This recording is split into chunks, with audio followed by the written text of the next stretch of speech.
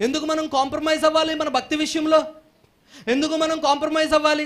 ఆదివారంన నేను వర్క్కి రానండి అనేటువంటి నిబద్ధత నీలోనే ఉండాలి. నువ్వు ఎంత లాస్ అవుతూ ఉన్నా, ఆదివారంన నేను నా దేవుని మందిరానికే వెళ్తానండి, మరొక పని చేయడానికి నేను ఇష్టపడను, నేను ఆదివారం నా దేవుని మందిరంలోనే ఉంటాను, నాకున్నటువంటి వారు నా బంధువులు, నా బంధువర్గము, లేకపోతే నా స్నేహితులు ఎవరైనా నన్ను దేవుని మందిరాన్ని విడిచిపెట్టి మా యొద్దకు రా, మా పరిస్థితుల్లోనికి రా, మా యొక్క ఫంక్షన్కి రా అని పిలిచినప్పుడు నేను వెళ్ళడానికి ఇష్టపడను. కానీ వెళ్ళిపోతున్నటువంటి వారు వారి జీవితాల్లో ఏం కట్టుకుంటూ ఉన్నారు? గోపురాలను కట్టుకుంటూ ఉన్నారు.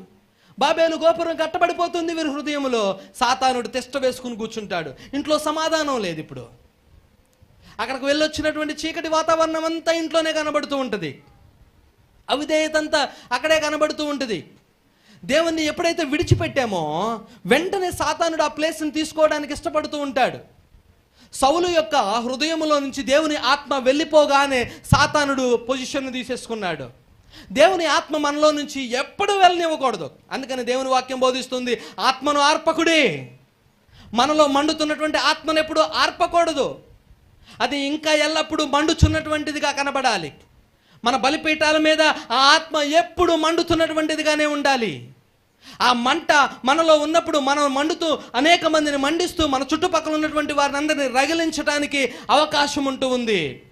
అదే మనం ఎప్పుడైతే తప్పుకుంటామో దేవుని ఆత్మ ఏమైపోతారు? మనల్ని విడిచిపెడతారు.